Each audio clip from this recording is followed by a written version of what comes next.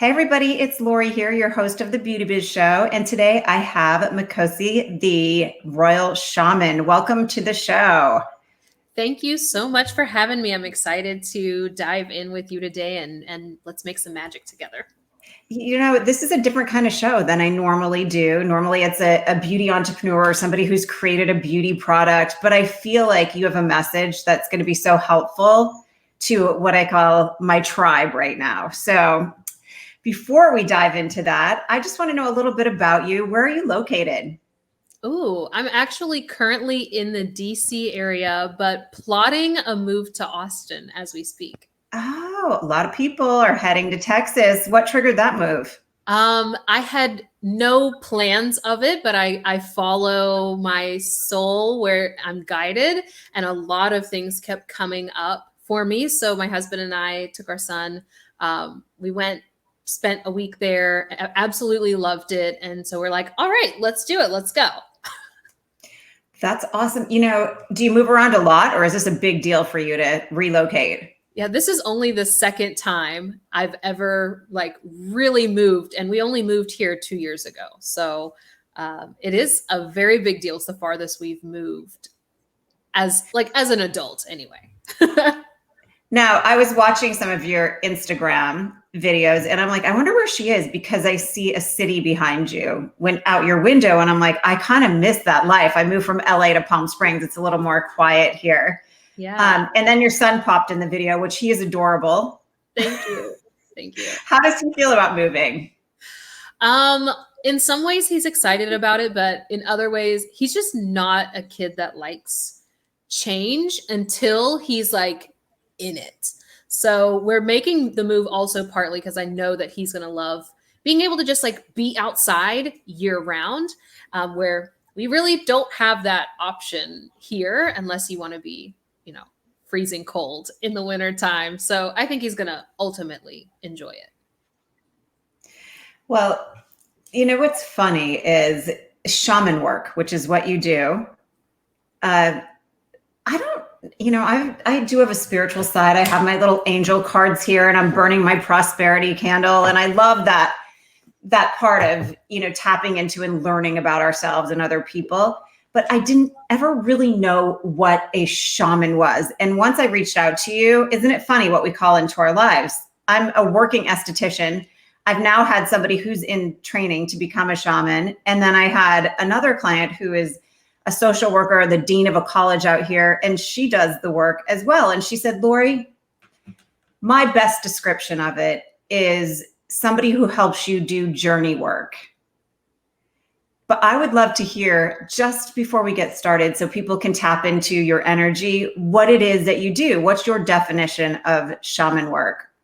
Yeah, I would actually say that I probably work a little bit differently than how a lot of the shamanic practitioners work here, in that at this point, I don't need a lot of tools at all. I don't have to take someone into meditation even. So really what I see my work as is just serving as a bridge to help people reconnect with their spirit, with this unseen aspect that is the part of them that is creating the patterns in their life of what they actually are experiencing in this very concrete physical experience. What are some of the tell me one like really beautiful thing that you saw happen when somebody started investing in this type of work? Oh my gosh. There's been some absolutely incredible things because I do work mostly with entrepreneurs. I'm always blown away by some of the incredible financial results that have happened to date. The client that I've had that she's pretty well known in the space, Manifestation Babe. Her real name's Catherine Zankina.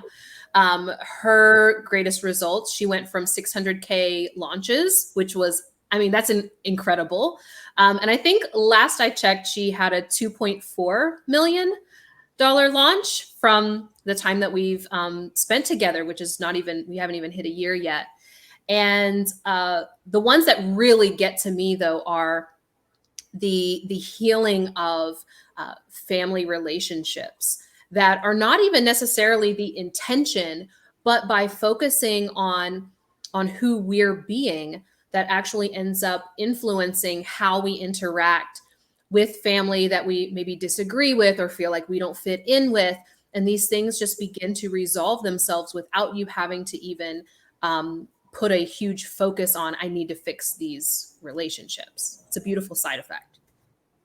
Well, tell me a little bit about, so I always love to know what somebody's first job was, because I believe it's part of our divine destiny. Like it comes back later on when we step into our purpose in a way where you go, oh, I get that. So what was your first job, very first job? Did you have to go to work at 16 like I did? I actually worked much younger than that. When I was 13 years old, I wanted a cell phone. And I also got into beauty pageants back then. And my mom was like, yeah, I'm not paying for this. So you better figure out some way to earn money. And so I started tutoring children, mostly in math, also English, a little bit of science. And so I started with 2 kids that I tutored a couple times a week, made enough money to pay for my cell phone bill. You were a communicator at a young age. Yes. And also teaching has popped up quite a bit for me. Me too. I used to open the garage door, and I grew up in Vermont, so it was freezing cold. Anytime I could open, and I would have all the neighborhood kids come in. I had a chalkboard. God only knows what I was teaching them, but I love standing up there and pointing things out. So I love the teacher thing. And back to the gal, is it Manifest Babe? That's how I found you. So I'd like to give her a shout out. One of her students said to me, Lori, have this gal on your podcast. So I need to get in touch with her too, because people really love her work. Yes, she's absolutely amazing. Okay, so I'm curious, and I'm all bouncing all over the place because I've been so excited to talk to you. Have you found that the work that you're doing has shifted or changed a lot through what we're dealing with now in our current culture? For sure. And I am foreseeing that that's only going to be magnified as people just really are kind of rejecting the way that we were working and the way that we were running business before. I see a ton of people who, especially female entrepreneurs, who realized that the way that they were operating before was not really in alignment with the kind of life that they wanted to live, their gifts, their talents, etc. So my gift has, or my work has definitely shifted, mainly because before this pandemic situation, so much of my work was focused around really just the spiritual.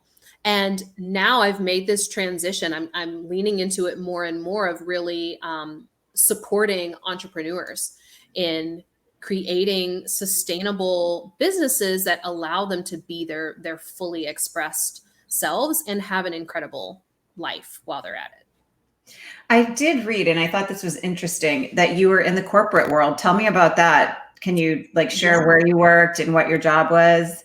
Yeah, so I actually have a background in sales, especially, as well as management. So I worked in a lot of different sales roles, anything from jewelry to high-end mattresses like Tempur-Pedics. I also worked eventually at the one that's most notable that people have heard about is my last real quote unquote job was as a manager at Target when I graduated from college. And then from there, I moved on into direct sales. That was in, 2014, 2013. And really spent a few years in that. And ever since then, I've had my own business. I've gone through a few different phases of business, first starting with sales. Then I moved into doing marketing kind of on the back end for small businesses, and then have transitioned that into now my business is more like coaching. So you wrapped it all up into just a perfect package. Tell me about the first time you thought, okay, I'm supposed to be doing something else, and how it led to you went to Africa to be trained. Is that correct? Yes. I want to hear all about this. So if you could start at the first time the light bulb went off and take me through that journey. Well, there was always, I kept having this pattern in my life where I would experience a certain level of success. And then I would be like, oh, but this is like, is this what I'm really here for? But things really set off alarm bells when I was in direct sales. I was in a company called Pure Romance, which is feminine and also intimacy enhancing products. That's a little bit of spiciness for those who know what I'm talking about. But I soared to the top of that company. I was in the top 2% of that company very fast. And anyone who's been in any network marketing or direct sales company knows that when you're at the top, you're getting, you know, free trips to Vegas and, you know, designer handbags and mansion parties and all of these things and, you know, getting to go on stage. And while all of that was amazing, I realized at the time I was only, I don't know, 24, 25. And I was like, wow, this is not fulfilling. Like it was great. I loved the women and I loved what I was doing, but it felt like I was meant to be doing something more. Like I had more potential that I hadn't even begun to really tap into. And so that was when I just began to ask the question, like, who am I? Who am I really? What am I here for? What can I be doing in the world? And that opened up a lot of really interesting synchronicities that ultimately led me to enter into a spiritual initiation. And my original intention was not, I'm going to become a shaman. That was not ever on my radar when I first started on this journey. I really just had the intention of like, I want to become the best version of myself that I can be, mainly because I love my husband and I love my kid. I was like, I really want to be a great mom. And so it was just like a spiritual and personal development journey at first. And it was only through the 5 years of being in initiation, traveling back and forth to Africa, that it began to come out that I really was here to teach others, to support others, to be doing this kind of work in a really big way. And so that was when I came back, back in 2018, and just opened up shop and was like, all right, let's go. Let's see where this takes us. Tell me about what the schooling was like in Africa. Did you bring your family with you, or was it a journey where they just really honored the fact that you wanted to create this and they let you do your thing? Yeah, for the most part, they really let me do my thing. My son did come with me on one of the trips. He did spend 3 months with me while I was in Africa going through this process. Um, but the initiation process really was happening here as well as there. So there's an educational component where you're essentially learning and really deconditioning, letting go of all of the education that you've had, essentially, and being able to see things from a more traditional or indigenous perspective of the way that the world works, the way that spirit works. And then also there are certain protocols that we also go to help us to connect with spirit more. And those can be simple things like we would, you know, do 10-day fasts. I slept on the floor for like 4 of those years. The majority of those years I was sleeping on the floor.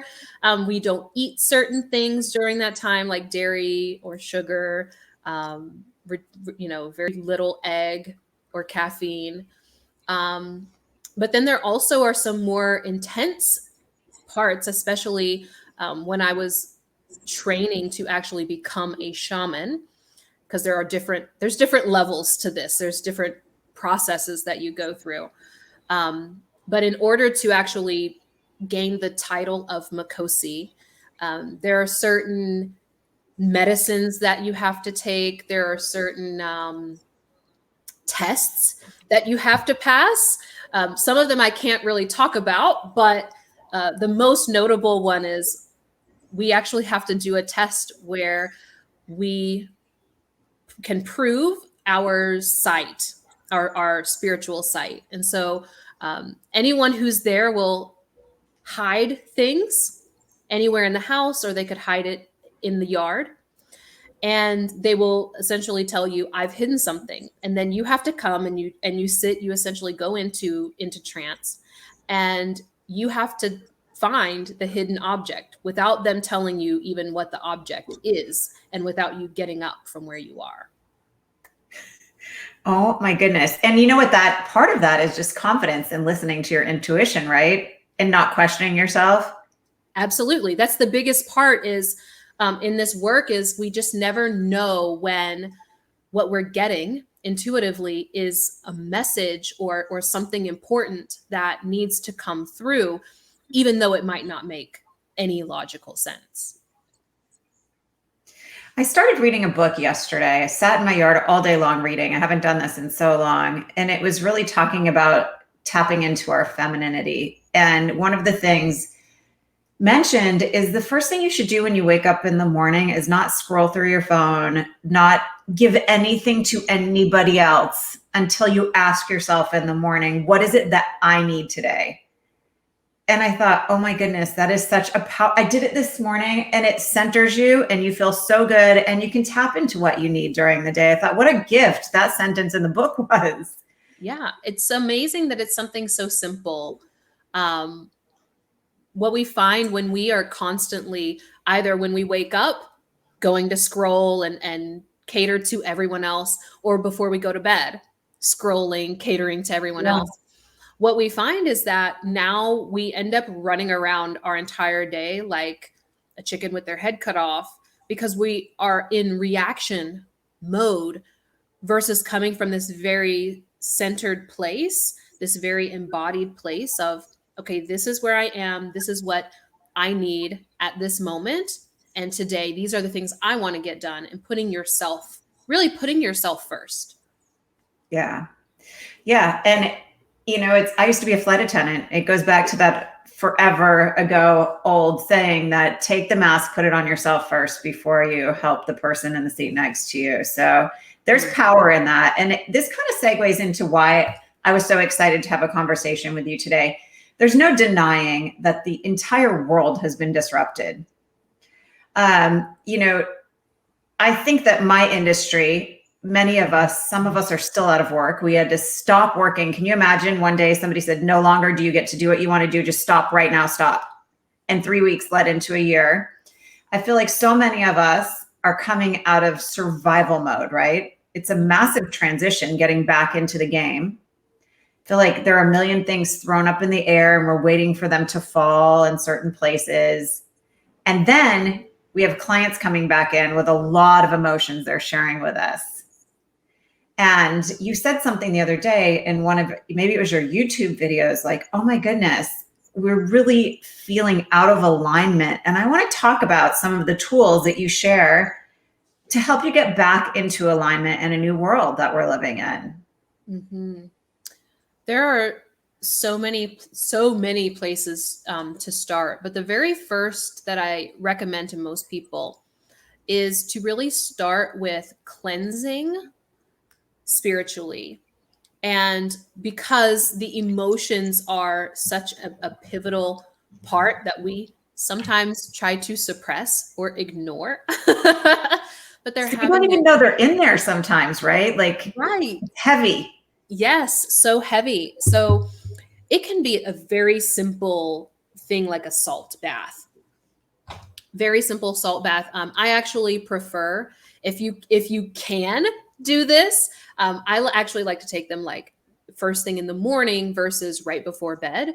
That way you can cleanse and then just be with yourself for a minute and then see what kind of comes up throughout the day. Whereas if you do it before bed, you're just going right to sleep usually and not able to actually process what comes up. But a simple practice of either, journaling, what's coming up for you, just being very honest and true about what it is that you are feeling, and also releasing them. So I think we should change it from like an apple a day keeps a doctor away, but like a cry a week keeps your sanity. Like everyone should be crying regularly. And the other piece as well is really grounding yourself. I know that we talked about this moment in the morning, but my favorite thing to suggest to people is like take off your socks, take off your shoes, and put your feet on earth for just 5 to 10 minutes to really get present to this moment. Yes, it's been an absolutely insane period of time that will forever change the way that we operate. It's imprinted in us, but it doesn't have to be an obstacle to us. We can actually use this as an opportunity to now find our power and really choose and say, okay, yep, these things happened, but now where do I want to go from here? What do I want to create from here? Where is my power in all of this? Because no matter what the situation, we do have power that we can tap into and create from. Thank you for that. And I feel like if people just stop for a minute listening to this and think about all the strength that they have gained over the last year, they'll surprise themselves, right? I think many of us still feel overwhelmed and frazzled, but the truth of it is we've all become pretty powerful. I was just saying the other day, I don't care where you are politically. I don't even talk about politics, but my opinion is, oh my gosh, a mom that has had to run a business and a family for the next year needs to be way up there in our political party right now, because they have learned how to manage and become so powerful. Yes. So, one regret that I have, and I don't live a life of regrets. I believe in live and learn, but one regret that I have, I was just thinking about this yesterday. Gosh darn it. I wish I could go back a year ago and journal everything I was feeling every day. Because I would love to go back and read about the transition that I've gone through in the last year. And that's such a great way to do it. So that's something I want to start now. But oh my gosh, a year ago, I was mopping my floors and scrubbing the grout and didn't know what to do with myself because it was very foreign to all of a sudden not be doing anything all day long when I had run 3 businesses and was speaking all over the country, and it was just crazy. So journaling is so powerful, not only in the moment, but to look back at how far we've come. It really is. But I'm also with you. I am not a consistent journaler. I tend to go to my journal only when I'm in a transition period versus being someone who regularly journals. And I will also add as well that there are other methods, and I am always about really aligning with who you are. So my other method is dance and allowing energy to move, because I'm a very in the body type of person. And if you are that kind of person, allowing yourself to set the intention of dance, movement every single day. Absolutely. That's so funny, because that book I was reading yesterday was actually talking about that too. She found her groove and her movement in tribal dance, like African tribal dance. She didn't know she had it in her. She was a trained dancer, but her feet on the ground, like you said, feeling the earth and putting your hands up to the sky. And this whole feminine power thing is very foreign to me, but I'm loving learning about it. I'm stepping into it. Yay. I love that. Tell me what your day looks like. Like, what is it, your day embody? Ooh, what does my day embody? Well, I am a pretty flowy person, but I do have what I call scaffolding, which is like a loose structure to kind of segment my day. So in the mornings, I usually wake up around 6 or 6:30, and I need to have about 45 minutes to an hour to actually wake up and ground myself. That could look like me going over to my temple. I try to go there before I speak to anyone. I go there and just connect with my ancestors, myself, what it is that I'm creating on that day. Get my coffee. I might sit down with a notepad and just jot out whatever's coming to mind, because whatever is in the mind, it needs to come out, or it's just gonna plague you and keep throwing reminders. It's almost like your mind gives you notifications, right? Then I usually get my son up, make sure that he's packed, send him off. He's still technically homeschooled, but he goes to a center in the day so he can spend time with other kids. And I will come back, make some breakfast, maybe have a few meetings or create something. Then usually in the afternoons, I'm winding it down, might take a nap, and then usually in the evenings, loving this piece. Recently, I started incorporating Pilates, and I am absolutely loving it. For the first time in my life, I'm actually enjoying going to the gym or somewhere to exercise. And then I, wind down with some tea, talk with my husband, read a book to my kid, and that's pretty much it. But it can be very flexible. Well, I know people are going to want to find you, and this is kind of a combo for my next question is, where do you spend your time online? Yeah. So most of my time is on Instagram these days, mainly because that's just where a lot of my people hang out, is on Instagram. I can also occasionally be found on Facebook, but I'm a little bit more casual on Facebook. What is your Instagram handle for people that want to find you? Yeah, it's at The Royal Shaman. And actually, they can find me, The Royal Shaman, pretty much anywhere: YouTube, Facebook, Instagram, or my website. Now, you mentioned a while ago you had to earn your name. Tell me about that. Yeah, so Makhosi is a title, actually, meaning king or chief. And it's a title that's bestowed on us after we have gone through an initiation process and graduated, essentially. So we have to have passed all of our tests. We had to go through all of the processes, and then once we've completed all of those, then we either become known by, in my case, Makhosi, or we could be called Gogo. So some will call me Gogo, which means grandmother. Or if I was, a man, it would be Nkulu for grandfather. So it's similar to like if you were going to go through medical school.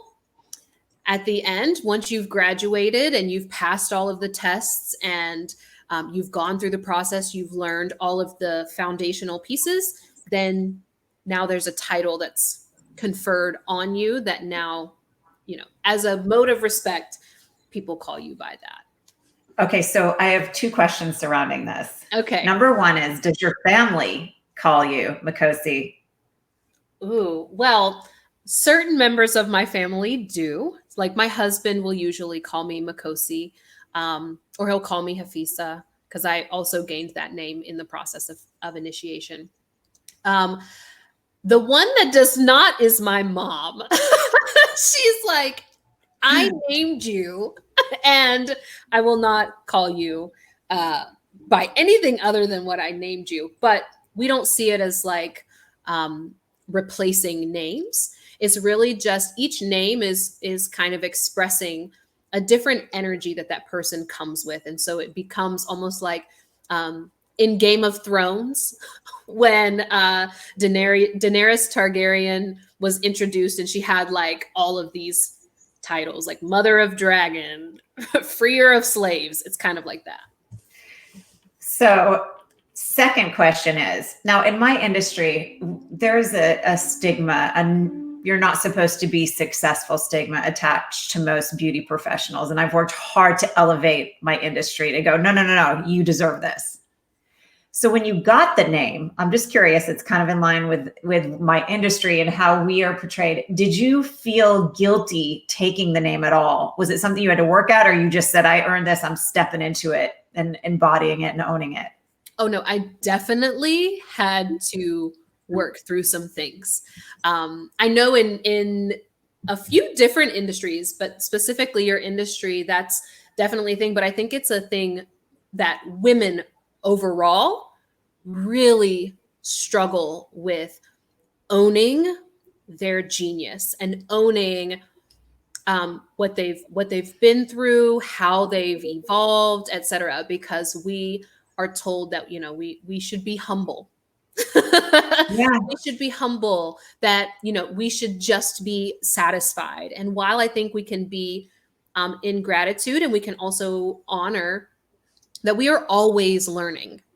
We're always learning, but we can also really just own that, yes, we have achieved a certain level, and that, to be honest, I just don't see a lot of men struggle with that at all. In fact, I see quite the opposite, where they are just like taking credit for all sorts of things that they didn't even create.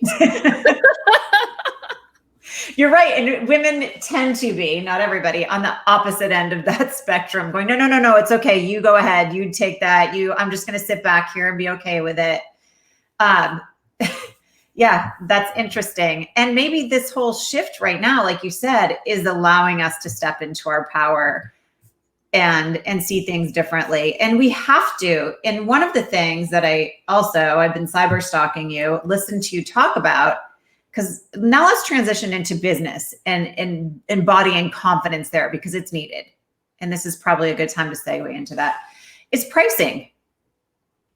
Let's talk a little bit about pricing, because I feel like for beauty entrepreneurs, and maybe for people who do your type of work where you're healing, helping people heal and take a spiritual journey, it's hard to go from that. I call us pampering people pleasers. So it's really hard to pamper and to please and then say, please pull your wallet out. Now you owe me $200 for a facial, right? Mm-hmm. So let's talk a little bit about finding people that value what you do, because you speak very confidently to this. And I think it's a message my people will really love to hear. Yes.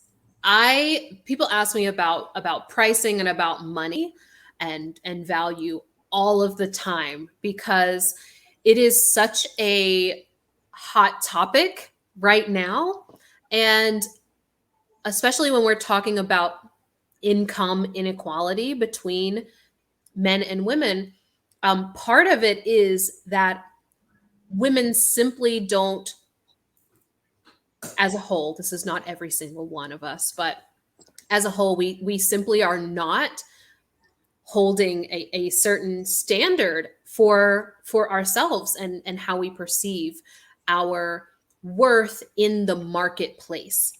One of the big things that I think is so important is to, first of all, separate your value as a human being from the value of the service that you're offering or the product that you are offering. So many of us, because like this is an expression of who we are, we can take it really personal. Really, really personal when either someone says, oh, well, that's not worth that. Or if they even just putting a number on, like it's almost like a personal thing. Am I worth that? Versus recognizing that this is a marketplace. Your value as a human is infinite. So what we're talking about is just the value of what it is that you are bringing into the marketplace. And then the other piece is, I love to have my clients ask the question, well, who is the kind of person that would actually value this most? And this is an identity question. This is not about, demographics. Oh, she's probably, 35, lives in, the Midwest, has 2 kids, drives a Subaru. Like, no, we're talking about on an identity level. What are the choices that she's making? Who does she see herself as? And how does what you're offering align with her identity? And so then you have to be speaking to and positioning what you offer to the person whose identity aligns with that which you're bringing into the marketplace. I love that, because the easy work is figuring out the demographics, Mm-hmm. especially when you have a brick and mortar type business. You know who your demographics are. You just want to niche it down a little bit. But who is this person that's going to honor what I've invested into my career? Yeah. And why is the hard stuff. But once you figure that out, oh my goodness, you become a client attraction magnet. Yes. And that, I mean, that's the easiest way to really become known for something. The biggest trap that I see people really buying into is, well, what I have is great for everyone. Yes, it probably is. And I hope that you are thinking about things in a way that can solve problems for a lot of people. But I'm asking specifically, who values it the most already? Not who you have to go and educate for 3 years, who you have to convince that this is worth it. Who, like, what is that person going through or has experienced that you can connect with them on, where they are like, oh my gosh, this is a no-brainer. For example, today I'm drinking out of this glass. It has medicine in here. Please ignore the color. You can't really see on the computer, so Okay. It's a glass bottle, and there's crystals in there, and it has bamboo. So the person who is going to really care about this, I'm someone who I'm detoxing from heavy metals, right? I care about the environment. I also am knowledgeable already. I don't want plastics going into my system. So, yes, is this bottle great for any and everyone? Sure. But when you speak to who that person is and what they care about and who they see themselves as, that's when, I mean, I spent $150 on this bottle for my water. I mean, that's an incredible example. I love that. Thank you, because that helps people make sense of the advice that you're giving. And I will take it even one step back. Really, you triggered a memory. It's that journey work you're good at in my brain. And I remember when I first started my spa business in the Mecca of beauty, Los Angeles, right? I would have people come in, and it was also during the failing economy. And this is something else we're going to talk about in a second. It was during the failing economy when everyone was telling me I should not be successful. I should get a real job. I provide beauty. Nobody's going to invest in that. And my clients were coming in and kind of, I felt like at the time, nickel and diming me, even though my rent was astronomical in LA. And I would listen to them and I would feel bad and I would give them a discount. And then they'd come in like a few weeks later with a Rolex on. Look at what my husband just bought me. Or we just got back from this incredible vacation in Hawaii. And I had to transition into being the type of person who thought, this is not okay. I've invested in my skill set and I've invested in my products and the results that I give. And I had to let go of all of those clients by changing who I was to welcome in bigger and better and things that were in line with the respect that I wanted in my business. So quite often our pricing is directly related to how we feel about ourselves or how we are letting others feel about us. Mm-hmm. Does that all make sense? Because I feel like I just threw a lot out there. No, that is one of the biggest windows of opportunity to recognize. I had a similar situation where when I came back from initiation and I started working my very first group program, you're going to laugh, but I charged $97 a month for that program. And what I got was a lot of people who were like, can I get it half off? Can I, and mind you, there's like a weekly call. It was $97 a month. Now, mind you, now I charge over 6 figures to work with me one-on-one. And that's not just because, quote unquote, I'm worth 6 figures, but what I am facilitating is in the marketplace valued at well beyond that. I'm very comfortable that my clients are probably going to see at least a 10x return on their investment. So we have to look at, well, number one, who am I being that is attracting and tolerating these like people who just are not honoring what it is that I actually do. And I know that a lot of people may be familiar with the law of attraction, and it's not that we only attract one thing, but when we are feeling triggered or upset by it, then that's telling you that there's an opportunity there for you to evolve and to elevate yourself into another level, right? And I also am a big proponent of people really just don't honor things that are cheap or free. They really honor what was an investment in alignment with, who they are and where they are, of course, always. But I don't believe in just like discounting your stuff to just discount, or allowing people to nickel and dime you just very nicely. Thank you, but no thank you. Yeah. Yeah. I mean, it goes on so many different levels. Just last week I had a lady come in that I hadn't seen in a year, and she said, "Oh, I want this one lotion." And I pulled it out. She's like, "That's expensive." And I said, "Well, you decide, let me know if you want it or not." And that's it. She took it, but I'm not going to let somebody fuel me. You either want it or you don't, and you have to remain calm. But going back to talking about people honoring you, pricing yourself properly, you said something the other day that was so powerful. This is the hard work when we have to change how we are showing up. And you talked about it in a way that was, I was folding my spa laundry. I felt like Cinderella, right? You're getting ready for the ball, doing that work that's not so fun. But you said something and I'm like, oh, she hit it perfectly. It's the medicine, and medicine that makes us better is often the bitter, not so tasting beautiful.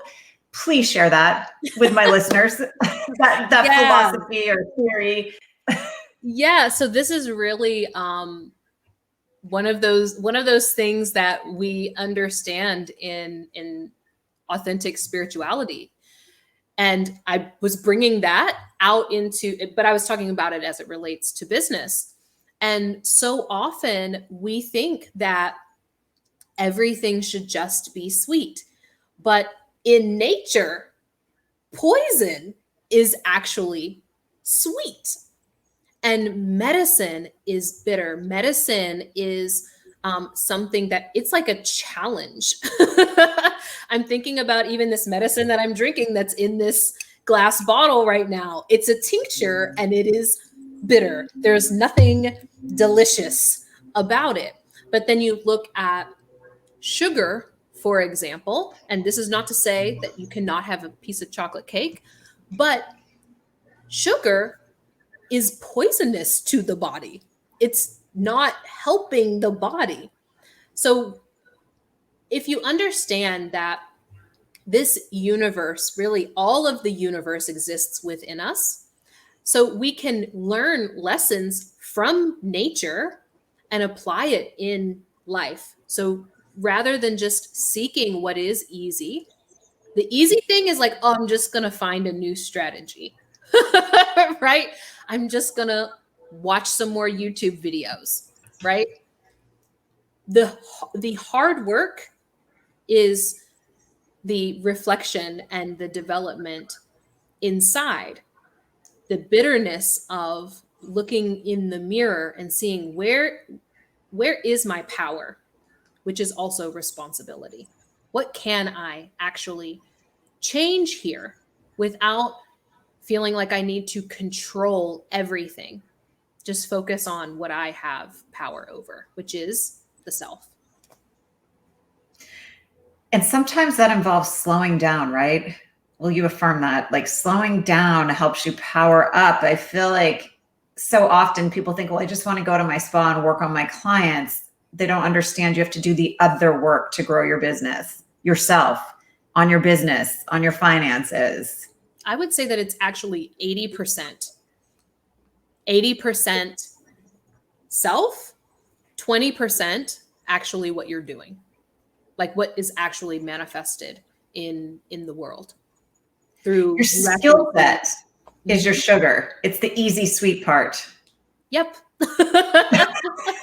That's the easy part. And here's the thing that if we're looking at what really differentiates people, you can have two people with similar training, similar skill set, right? Because there is a correlation with how much time you spend doing something that develops your skill set, right? You spend a little more time on it, you become more advanced. Also, there's a little component in there of just natural talent that you have for what you're doing. But then the big piece is most people are not willing to be honest with themselves, to do the inner work, to do this, the things that take you slowing down and examining like, wait, what is the pattern here? And how can I shift out of that pattern and experience something different? Most people aren't doing that. They are, where's the next sale? Where's the next buck coming from? Go, go, go. And it really is a process. I operate in 90-day increments, and I will spend at least 2 of those 90 days segments or quarters in the year really doing more of the unseen, hidden work where I'm not pushing anything out. I'm not out there doing a ton of videos, etc. I'm really kind of in the zone, putting things in order behind the scenes. And that's internally. So if somebody is listening today and they want to start a new pattern, what is the first step? So the new pattern first has to come from honest evaluation of what are they actually experiencing, the reality, not the emotional piece. Because so often when we say, oh, I'm experiencing this, it's actually just the emotion of what is happening. It's not the reality. So first, actually looking at what is actually happening, not how you feel about what is actually happening. And then the second step is to look at, well, if I want to have a different experience, what would that experience be? And then who would I be? Who do I need to be in order for that experience to become a reality?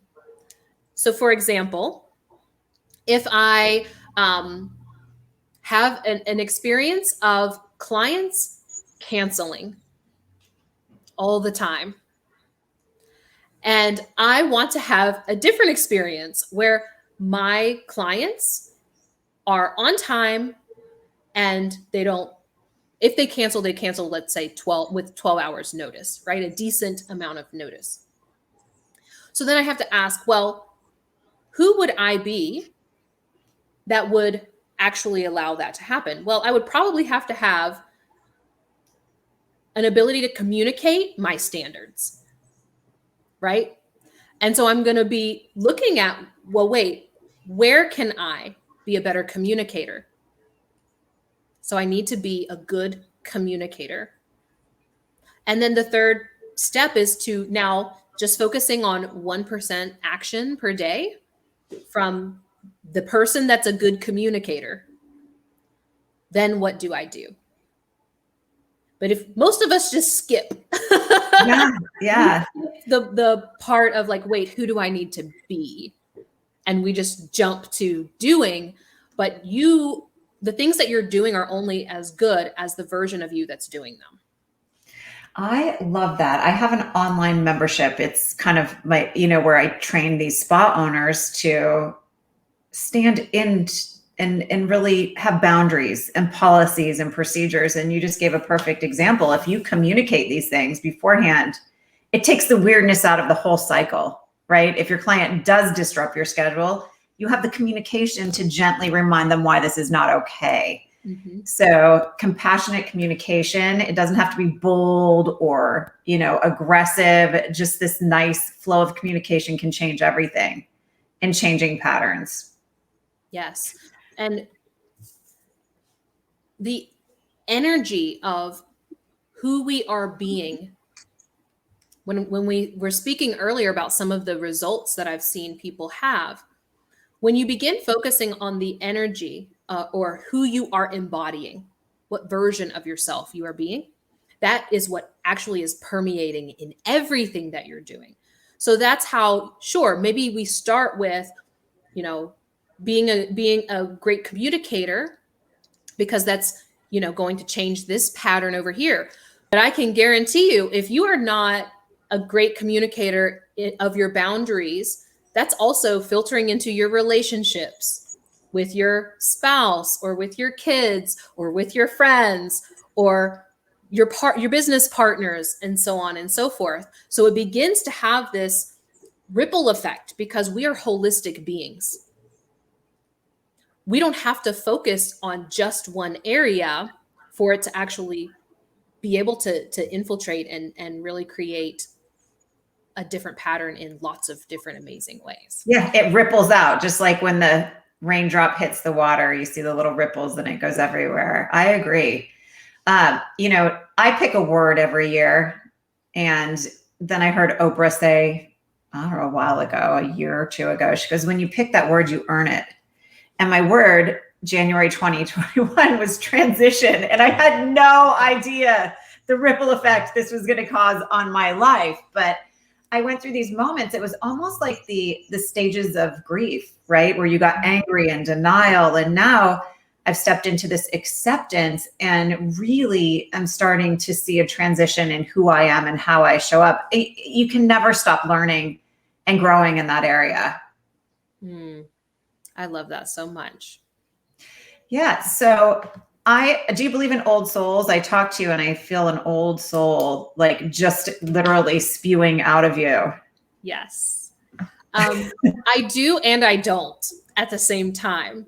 So I won't get too into it because it could be very complex. But my perspective is that we might perceive someone as being an old soul because, according to our perspective of time, sure, that maybe that soul has been here many times before. But I also believe that actually all of those things are happening simultaneously, and that we can access these different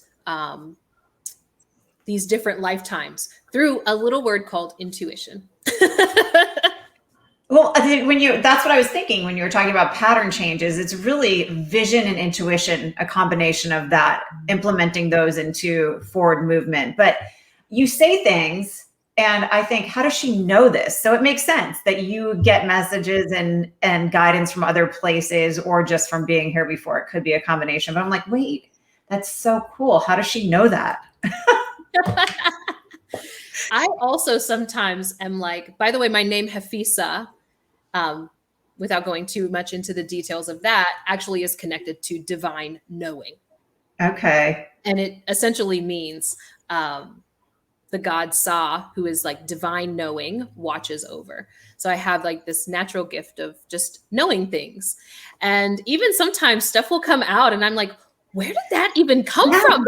How did I didn't learn that. There's not a way that I could have learned that. Because that's what I feel when I listen to you and we connect that way. I'm like, wait, how does she know that? And you're probably thinking the same thing. Like, how did that? But it makes so much sense when it rolls off the tongue, right?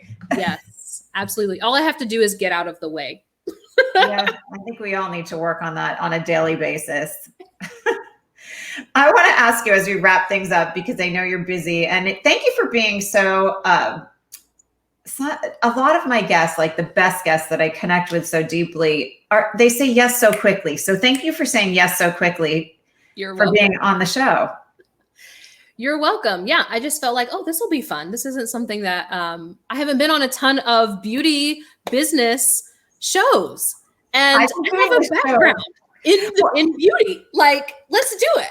Well, your lipstick is always fabulous on your lives, first of all. So there's an element of that shows up in your videos.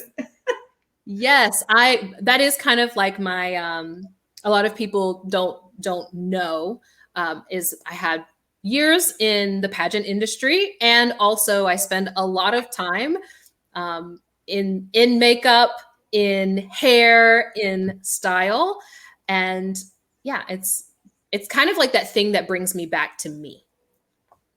You need to read my friend Lillian's book. It just came out. It is sitting on my kitchen table. Lillian Shelton. I'll send you a link to her book. But it's all about, you guys are so in line with each other. I think you'll enjoy it. But she talks about putting the makeup on before she got ready for her dance recitals. And it's that part of the beauty in women and feeling powerful is spiritual.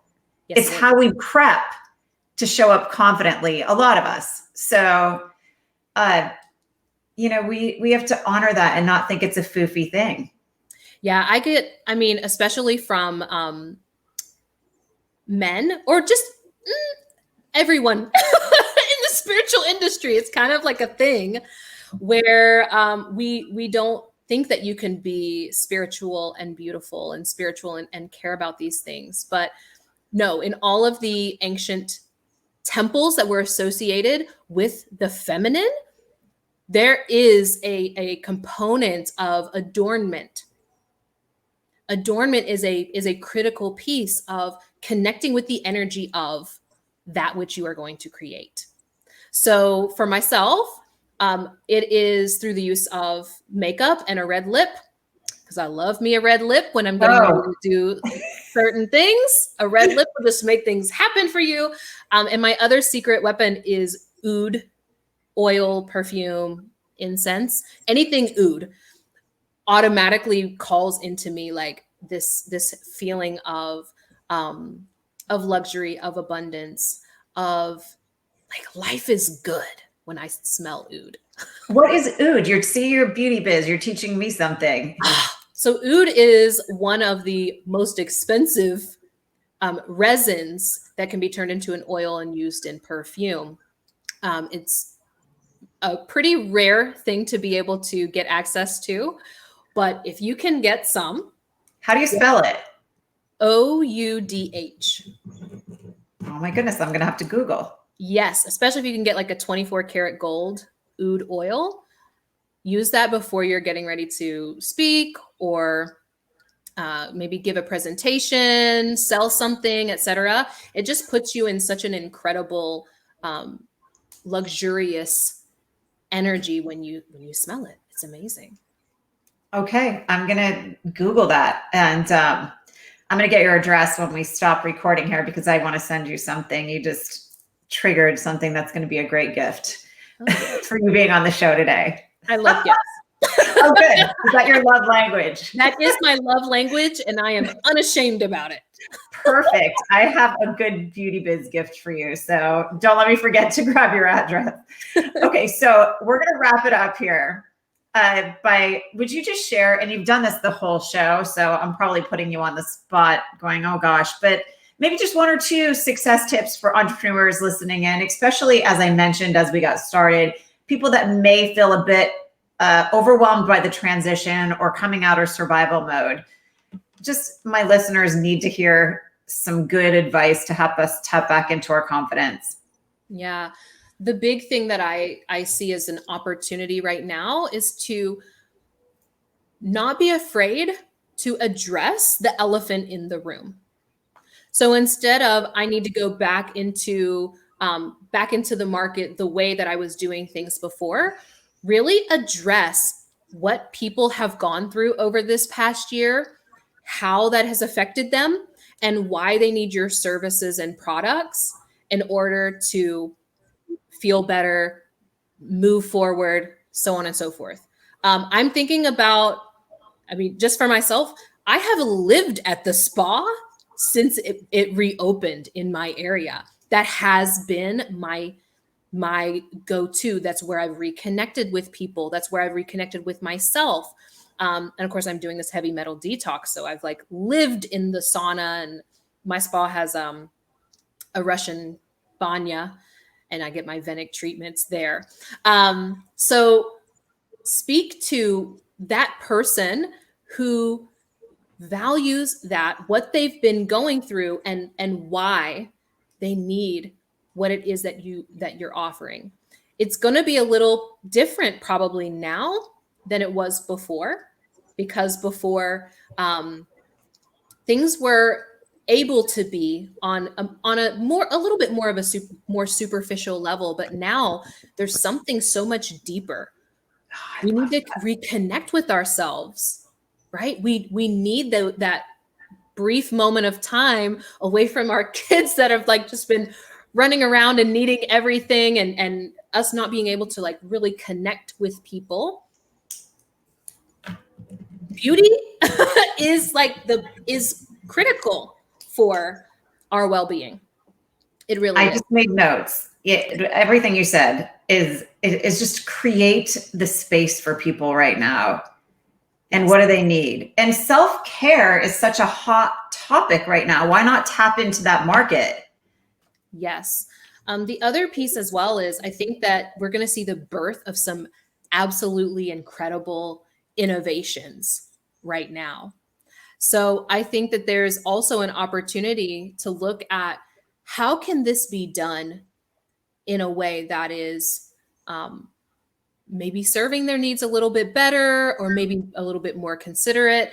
I saw outside of my apartment complex last week that someone brought it's like a van. They furnished it to be like this mobile salon.